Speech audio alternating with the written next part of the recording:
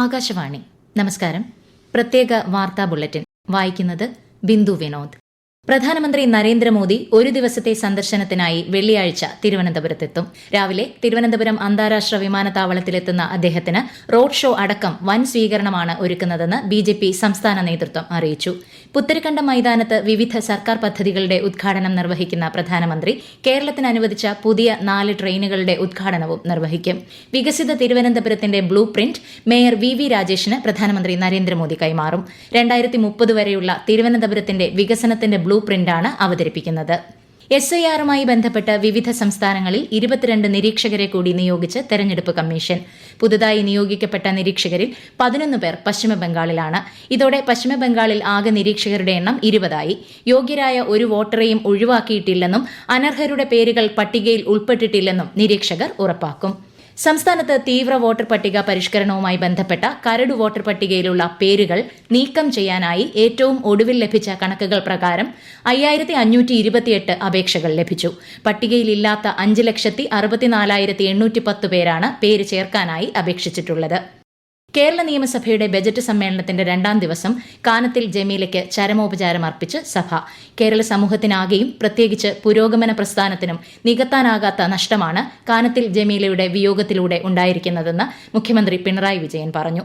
സഭയിൽ എല്ലായ്പ്പോഴും ജനാധിപത്യ ബോധവും മതേതര നിലപാടും പ്രകടിപ്പിച്ച വ്യക്തിയായിരുന്നു കാനത്തിൽ ജമീലയെന്ന് കെ ബാബു MLA അഭിപ്രായപ്പെട്ടു. പ്രതിപക്ഷ നേതാവ് VD സതീശനെ പ്രതിനിധീകരിച്ച് സംസാരിക്കുകയായിരുന്നു അദ്ദേഹം.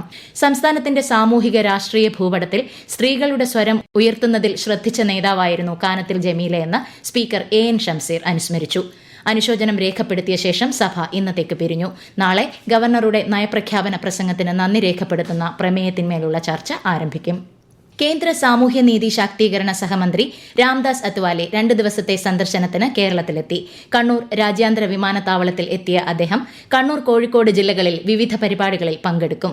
കണ്ണൂർ ജില്ലാ സാമൂഹ്യക്ഷേമ ഓഫീസർ കേന്ദ്ര സഹമന്ത്രിയുമായി കൂടിക്കാഴ്ച നടത്തും. പ്രാദേശിക നേതാക്കളുമായുള്ള മുഖാമുഖം പരിപാടിയിലും പങ്കെടുക്കുന്ന അദ്ദേഹം വൈകിട്ട് ഡോക്ടർ രാജീവ് മേനോൻ ട്രോഫിക്കായുള്ള ദേശീയ വോളിബോൾ ടൂർണമെന്റ് ഉദ്ഘാടനം ചെയ്യും.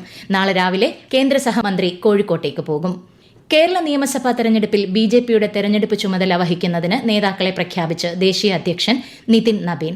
വരാനിരിക്കുന്ന നിയമസഭാ തെരഞ്ഞെടുപ്പിൽ BJPയുടെ കേരളത്തിലെ പ്രവർത്തനങ്ങൾ ഏകോപിപ്പിക്കുന്നതിനുള്ള ചുമതല വിനോദ് തവ്ഡേക്കും സഹചുമതല ശോഭ കരന്തലാജയ്ക്കുമാണ് നൽകിയത്.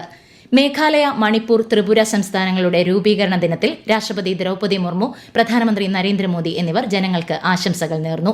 സമ്പന്നമായ സാംസ്കാരിക പൈതൃകം, പാരമ്പര്യം, അസാധാരണമായ പ്രകൃതി സൌന്ദര്യം എന്നിവയാൽ അനുഗ്രഹീതമാണ് ഈ സംസ്ഥാനങ്ങളെന്ന് ശ്രീമതി മുർമു സമൂഹമാധ്യമത്തിൽ കുറിച്ചു. സംസ്ഥാനങ്ങളുടെ സാംസ്കാരിക ഊർജ്ജസ്വലതയും പ്രകൃതി സൌന്ദര്യവും രാജ്യമെമ്പാടും വ്യാപകമായി പ്രശംസിക്കപ്പെടുന്നുണ്ടെന്ന് പ്രധാനമന്ത്രി അഭിപ്രായപ്പെട്ടു.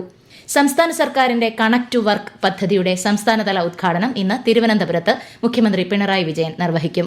തൊഴിലും നൈപുണ്യവും വകുപ്പിന് കീഴിലുള്ള നാഷണൽ എംപ്ലോയ്മെന്റ് സർവീസ് വഴിയാണ് പദ്ധതി നടപ്പിലാക്കുന്നത്. പ്രധാനമന്ത്രി നരേന്ദ്രമോദി ആകാശവാണിയിലൂടെ ജനങ്ങളുമായി ആശയങ്ങൾ പങ്കുവയ്ക്കുന്ന പ്രതിമാസ റേഡിയോ പ്രഭാഷണ പരിപാടി മൻ കി ബാത്ത് ഈ മാസം 25-ന്. മൻ കി ബാത്തിലേക്കുള്ള ആശയങ്ങളും അഭിപ്രായങ്ങളും MyGov, നമോ ആപ്പ് എന്നിവയിലൂടെയോ 1800117800 എന്ന ടോൾ ഫ്രീ നമ്പറിലോ ഈ മാസം 23 വരെ അറിയിക്കാം.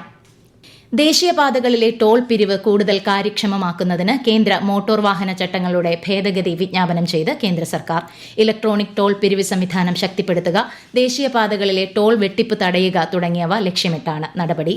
79ാമത് സന്തോഷ് ട്രോഫി ദേശീയ ഫുട്ബോൾ ചാമ്പ്യൻഷിപ്പിന് ഇന്ന് അസമിൽ തുടക്കമാകും. ടൂർണമെന്റിൽ പങ്കെടുക്കുന്ന 12 ടീമുകളെ 6 ടീമുകൾ വീതമുള്ള 2 ഗ്രൂപ്പുകളായാണ് തിരിച്ചിരിക്കുന്നത്. ടൂർണമെന്റിൽ പങ്കെടുക്കുന്നതിനായി കേരള ഫുട്ബോൾ ടീം അസമിലെത്തി. നാളെ പഞ്ചാബിനെതിരെയാണ് കേരളത്തിന്റെ ആദ്യ മത്സരം. ഫെബ്രുവരി 8-നാണ് ഫൈനൽ. മഹാമാഘ മഹോത്സവം നടക്കുന്ന തിരുനാവയിലേക്കുള്ള മഹാമല രഥയാത്ര ഇന്ന് രാവിലെ പാലക്കാട് കൽപ്പാത്തിയിൽ നിന്ന് പുനരാരംഭിച്ചു. രഥയാത്ര നാളെ തിരുനാവായിൽ എത്തിച്ചേരും. തിങ്കളാഴ്ച ആരംഭിച്ച മേള ഫെബ്രുവരി 3-ന് അവസാനിക്കും. പാർലമെന്റിന്റെ ബജറ്റ് സമ്മേളനം ഈ മാസം 28-ന് ആരംഭിക്കും. രാഷ്ട്രപതി ദ്രൌപദി മുർമുവിന്റെ നയപ്രഖ്യാപന പ്രസംഗത്തോടെയാണ് സമ്മേളനത്തിന് തുടക്കമാകുക. ഫെബ്രുവരി 1-നാണ് കേന്ദ്ര ബജറ്റ്. ബജറ്റിന് മുന്നോടിയായുള്ള സാമ്പത്തിക സർവേ ഈ മാസം 29-ന് പാർലമെന്റിൽ സമർപ്പിക്കും. രാജ്യത്തെ ആദ്യ വന്ദേ ഭാരത് സ്ലീപ്പർ ട്രെയിൻ നാളെ യാത്ര ആരംഭിക്കാനിരിക്കെ യാത്രക്കാരിൽ നിന്ന് മികച്ച പ്രതികരണം. കാമാഖ്യ ഹൌറ വന്ദേ ഭാരത് സ്ലീപ്പർ ട്രെയിനിന്റെ ടിക്കറ്റ് റിസർവേഷൻ ആരംഭിച്ച് ഏതാനും മണിക്കൂറുകൾക്കുള്ളിൽ തന്നെ എല്ലാ സീറ്റുകളും ബുക്ക് ചെയ്യപ്പെട്ടതായി റെയിൽവേ മന്ത്രാലയം അറിയിച്ചു. പ്രത്യേക വാർത്താ ബുള്ളറ്റിൻ കഴിഞ്ഞു. അടുത്ത വാർത്താ പ്രക്ഷേപണം ഉച്ചയ്ക്ക് 12:30.